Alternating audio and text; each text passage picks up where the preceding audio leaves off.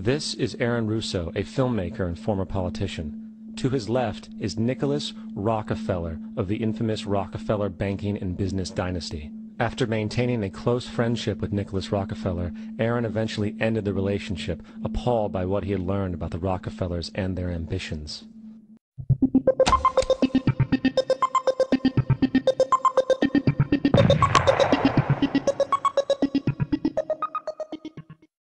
I met Rockefeller through a female attorney I knew who called me up one day and said, one of the Rockefellers would like to meet you. I had made a video called Mad as Hell, and he'd seen the video and wanted to meet me and knew I was running for governor of Nevada.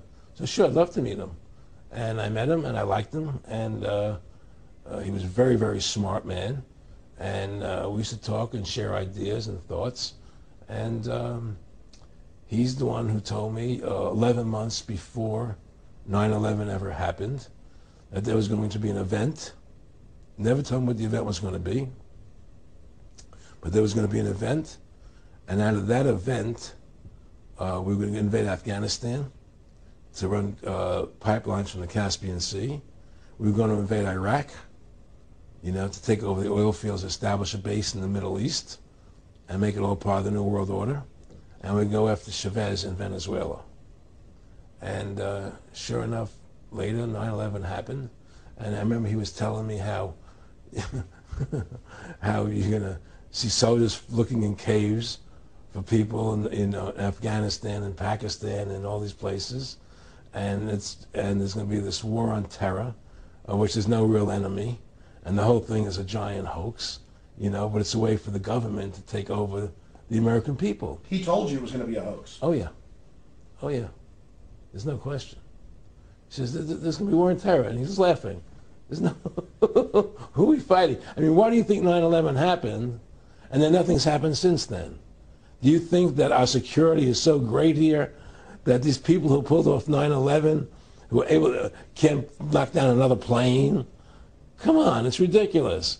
9/11 was done by people in our own government and our own banking system to perpetuate the fear of the American people into subordinating themselves to anything the government wants them to do.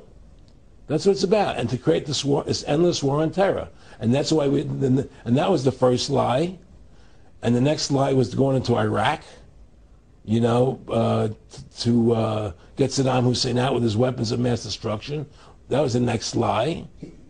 Now, specifically, this was a little over 6 years ago? This was 11 months before 9/11. Yeah. And Nick Rockefeller, who's a lawyer, he's become your friend over the previous years, and he's saying to you that there's going to be this big event, and then out of that we're going to have a war on terror, and it's just going to go on and on. Right.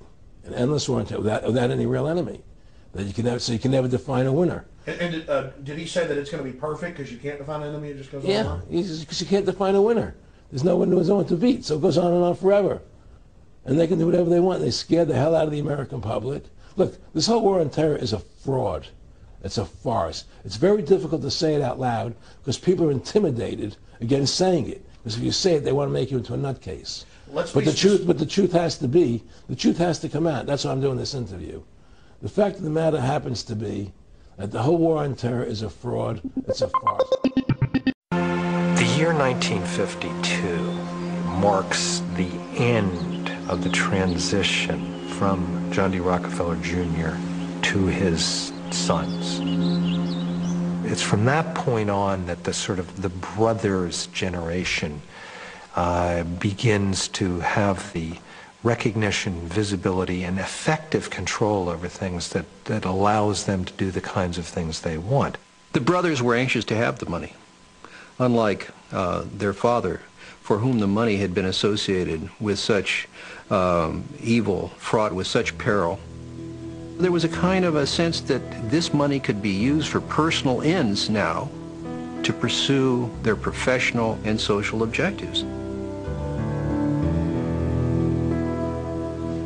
John D. III continued to run the family philanthropies, but was emerging from his father's shadow through his work in population control and U.S.-Asia relations. It was 1956. America stood at the pinnacle of its prestige, and the Rockefellers were the nation's first family, not only of wealth, but also of power. If there was an establishment in America in the 50s, it was these Rockefeller brothers. These young men have taken their place as these absolutely unique members of a unique family. They're, in some sense, the very tip of this kind of the American century, the American experience, this optimism that buoys America in the post-war era.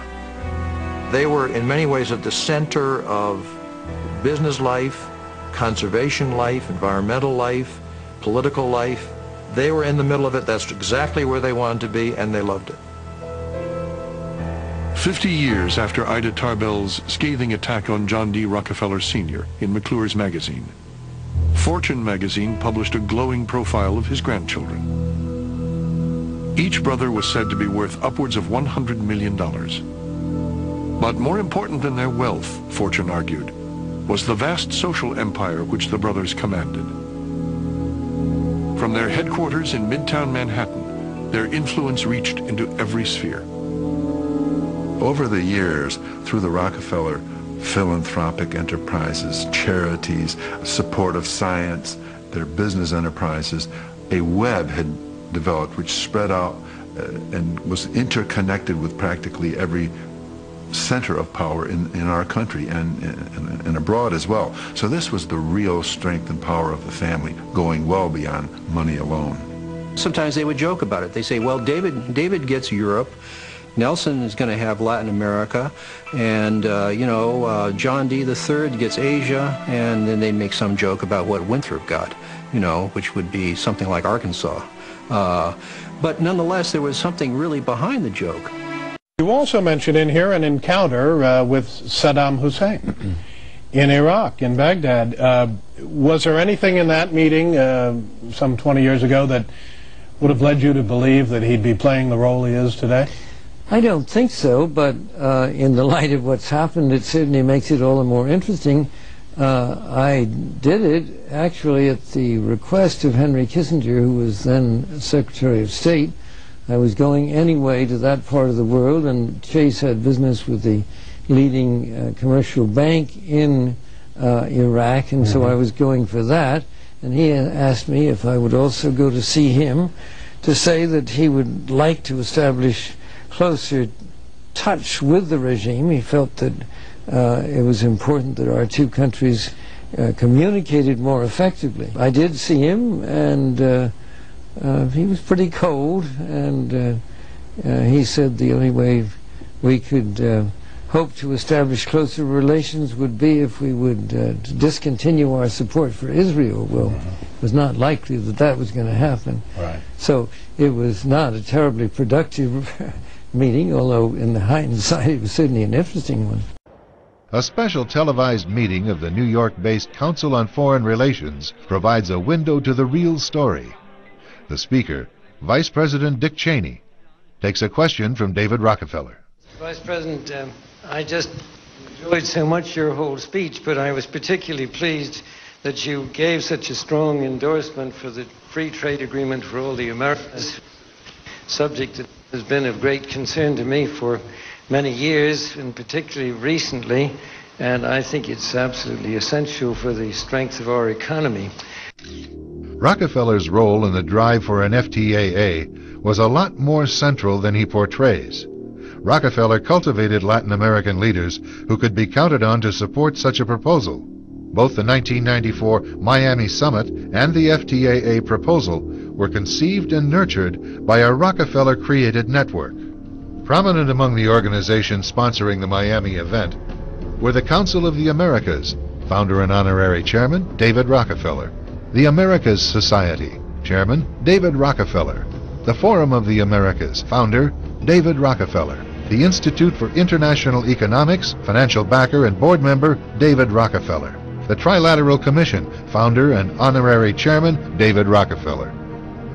Rockefeller's influence also extends to the current administration. He was chairman emeritus of the CFR when Vice President Dick Cheney once served as a director, a relationship that Cheney concealed during his congressional career. It's good to be back at the Council on Foreign Relations. As Pete mentioned, I've been a member for a long time and was actually a director for some period of time. I never mentioned that when I was campaigning for re-election back home in Wyoming. I'm running for president because America needs a new direction. We're heading towards big government totalitarianism, and it's time for the government to go back towards the Bill of Rights, the Constitution, and individual freedom.